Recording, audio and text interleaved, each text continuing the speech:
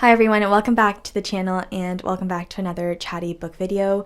Honestly, it barely feels like fall. It's still pretty warm outside, but we are solidly into fall. It's like mid-October now, so I want to talk to you guys about some of the best books I've read recently and hopefully inspire a little bit of your fall reading, and then also let you know some books that I'm looking forward to reading this fall as well. There's a lot of books on this list, so without further ado, let's get into it. Honestly, I had a moment at the beginning of this year where I felt like I wasn't reading anything that good or that I was really enjoying a lot of the books I was reading, but it really picked up in the middle of the summer, and so I've been really enjoying reading and just enjoying the books that I've read recently. The first book I want to recommend is The Girls by John Bowen, but I have talked about this book at length on this channel in a reading vlog, and so I'll link that down below and you can see more of my thoughts on it. But basically, I loved it. I think I gave it like a 4.5, and it's one of my favorite books of this year. A very cozy, just like curl up with a book vibe. It's set in the English countryside, so it has all that sort of warm energy, but then it also features like a murder mystery, and so I think it's perfect for fall. Feel free to check out my reading vlog, and then also, yeah, hopefully read the book as well. The next book I want to talk about is A Man's Place by Annie Ernaux. Some of you might know that I've been reading a lot of Ernaux stuff this year after reading The Years earlier this year and really loving it. And she has sort of become like a tried and true author for me. Like, I think I haven't read anything of hers that I don't like.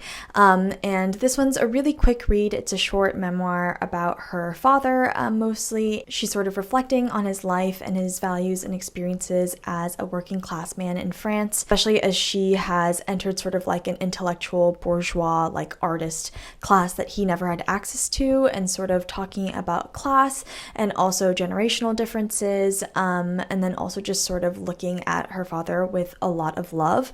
But I think what's so cool about Ernaux's writing style that I really love is that it attempts to be extremely objective. Like, she says that she doesn't want it to be like a sentimental book about her dad, but instead like sort of a study about class and about change, and about who this man was. And yet I feel like you can tell that there is so much emotion and love behind her attempt to be objective, and you can always feel that from her writing, which I think is why it's so beautiful, because her attempt at almost like this intellectual, like anthropological objectivity is what makes the writing just so fresh and different. Reading her stuff is almost like, when you watch a movie and you see a character who's trying not to cry, and who's trying to, remain very objective about a situation. You know how that hits you harder than like watching just a character like completely sob?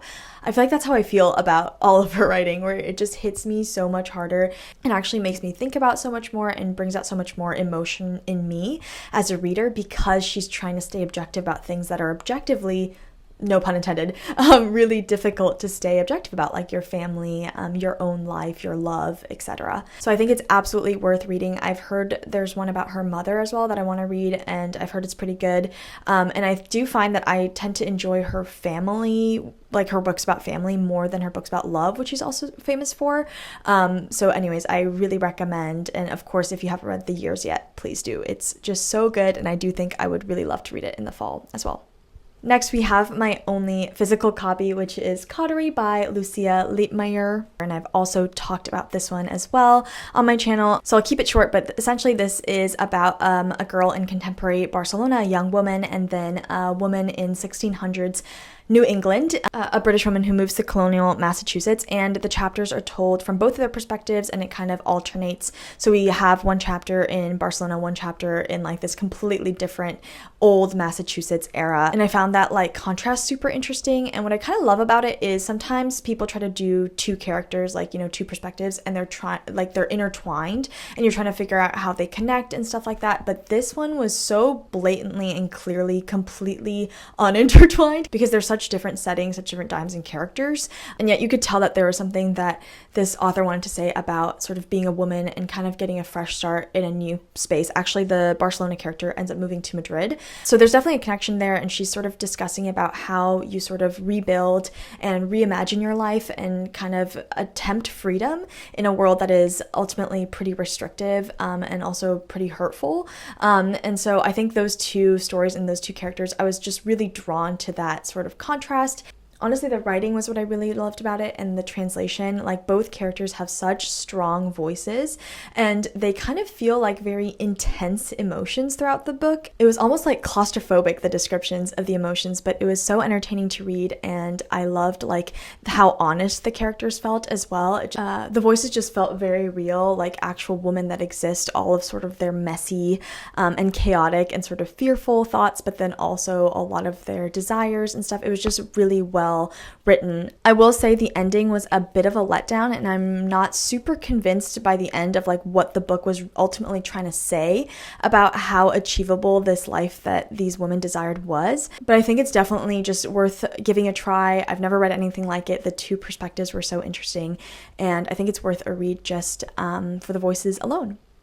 Next, we have Minor Detail by Adania Shibli. This was my book club pick for August, and it's a Palestinian novel that's set in two parts. The first is set in the 1948 original Nakba, and then the latter is set in 2017, which was when the book was written and published, I believe. And the first section is told from the perspective of an Israeli soldier, and then the second is from a woman who lives in Palestine, a Palestinian journalist. The journalist essentially grows obsessed with and kind of wants to investigate a case that the Israeli soldier was involved in, without spoiling too much.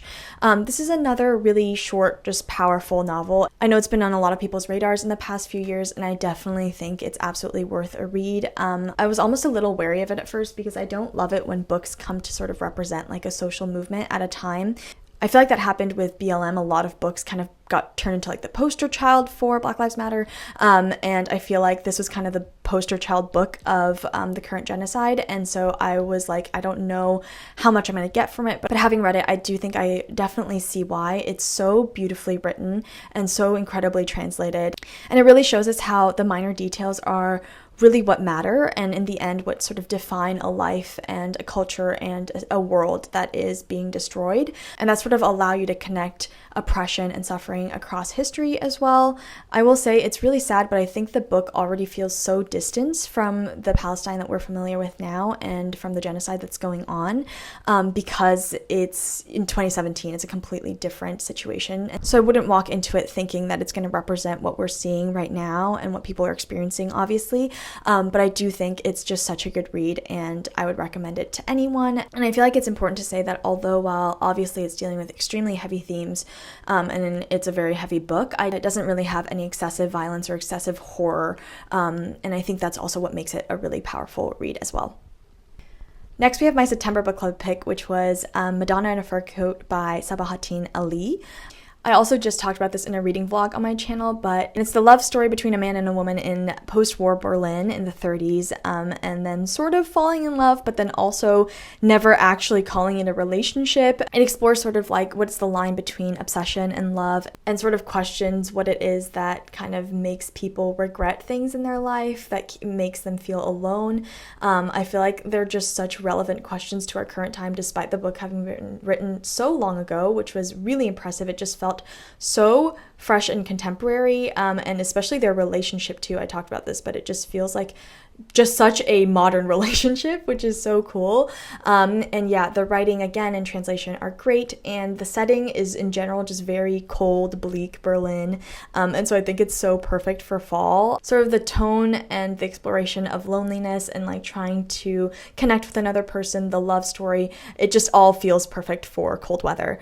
Next, I also read The Perfect Nanny by Leila Slimani, and I know this is a huge book. I think it was a #1 international bestseller, but I finally got around to reading it just because I'd heard so much about the writer. This is not a spoiler because the book literally starts with it. It's essentially about a nanny that ends up killing the children of the family that she is a nanny for, and I think it's inspired by a true story, and it kind of delves into, before that, like sort of issues of class and race and gender, and sort of how this woman like grows obsessed with these children and kind of obsessed with this family.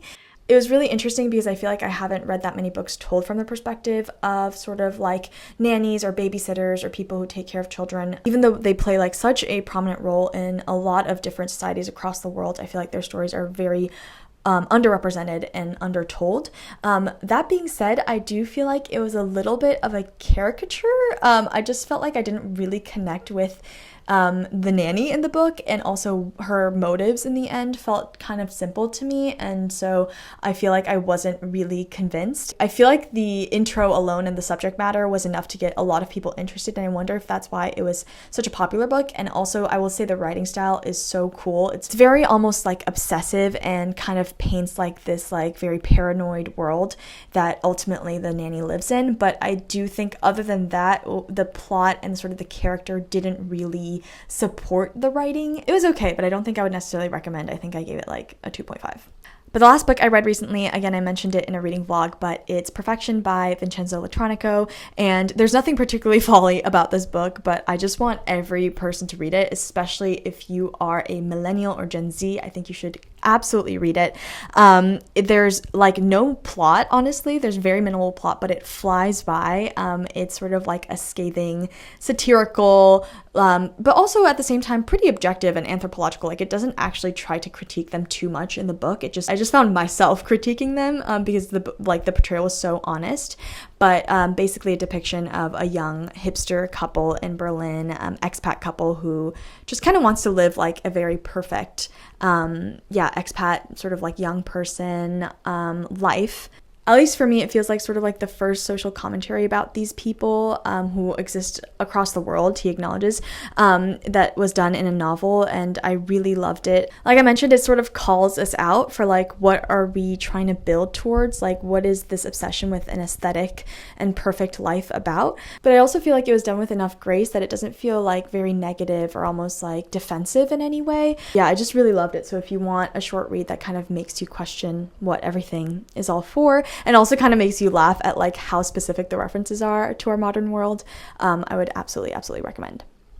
Okay, so those are all the books that I've read recently that I sort of want to recommend, and also if you've read any of them recently, please let me know your thoughts in the comments below. I've just, like I mentioned, been having a really good couple of reading months. I'm also in the middle of this book, so I don't want to talk about it yet, but I am really loving it. It's Just Above My Head by James Baldwin. It is a thick novel, which is kind of uncharacteristic for him, I think, but it's about two brothers growing up in Harlem in like the 50s and 60s, and then one of the brothers becomes sort of like a famous singer. I think that brother is murdered. It's about his older brother sort of reflecting on their life together, their community, the people they grew up with, kind of coming of age. It explores sort of race during a time where they move between the North and the South. And I think we just got to a point where one of the characters moves to Paris, and so I feel like there's a lot of James Baldwin's like own life and own thoughts infused in this book, because I think it's, based on a lot of his different experiences, even if the characters are very unique. And yeah, I'll obviously say more in a reading vlog probably when I finish it, but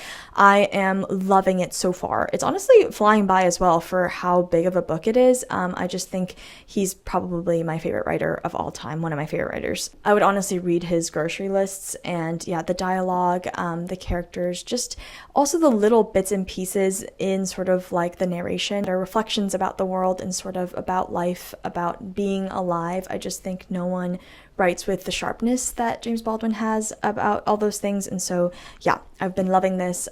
Fall and honestly any season is a great season to read Baldwin, so any of Baldwin's works I would always recommend.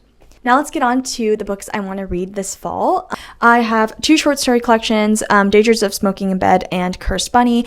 I've talked about these in my last summer TBR actually, but I didn't get around to them mostly because they're kind of both spooky. They're like literary horror, speculative short story collections, and so I wanted to save them for the fall, and so I'm really hoping to get to both of them. I think I will, and yeah, I've heard such great things. They are both very well known, and especially Cursed Bunny I've been super excited to read for a long time, so what better time than October before Halloween to read that.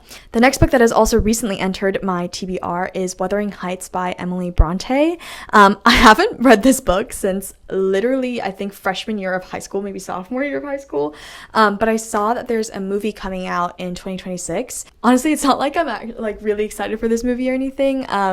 Jacob Elordi is not really like my style, but it just kind of put the book back on my radar, and I was like, oh my god, that was such a good book, especially for me in high school. I feel like a lot of girls in high school loved the Bronte sisters, and I just wanted to enter sort of like that gothic world again. The novel is a classic that shows sort of like like the destructive, almost like obsessive love between Catherine Earnshaw and Heathcliff. Heathcliff is kind of like an iconic name now in English literature because of this book, and I think it deals with like revenge, class, and then at the same time has all the classic like gothic romance elements that people really love, and I'm just so excited to get kind of swept up in this.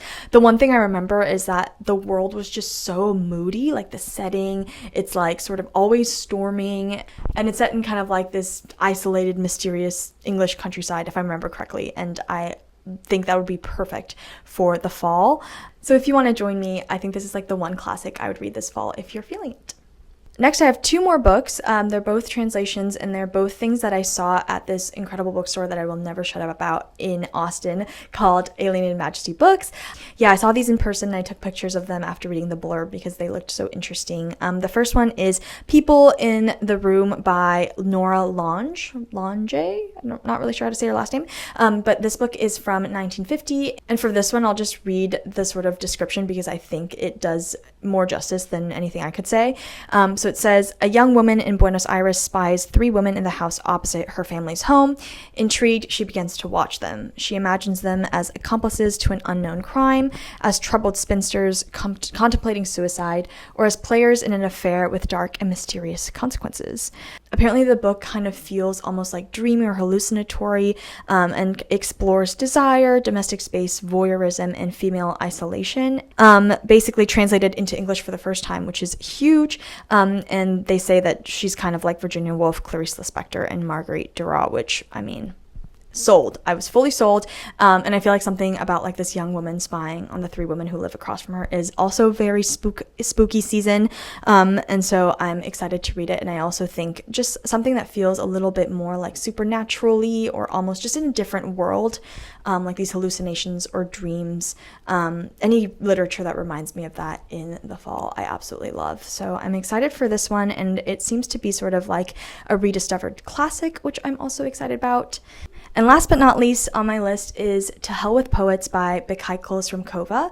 This is a collection of very, very short stories by a Kazakh writer, which apparently her stories have a very sharp, tragicomic writing style that almost feel kind of fable-like, which if you have been here for a while, you'll know that I love any writing that's like that. But then they sort of detail everyday life in modern-day Kazakhstan, so I'm very excited for that. I've never read anything by a Kazakh writer, I think. I saw this was published by Tilted Axis Press, and I tend to really love their selection, so I'm very excited for it. Okay, so those are all the books that have sort of been on my radar, whether that I've read recently or that I'm really looking forward to reading this season. I hope you got some interesting recs or at least some thoughts out of this video, and if you've read any of these books or are thinking about reading them, please let me know. Also, just generally, let me know if you've read anything good recently. As always, I love hearing about your recs, and they really do inform sort of my reading choices as well. If you want to join Between Us Book Club, the link will be down in the description box as always, and I'll see you in a video very soon. Thanks so much for watching. Bye!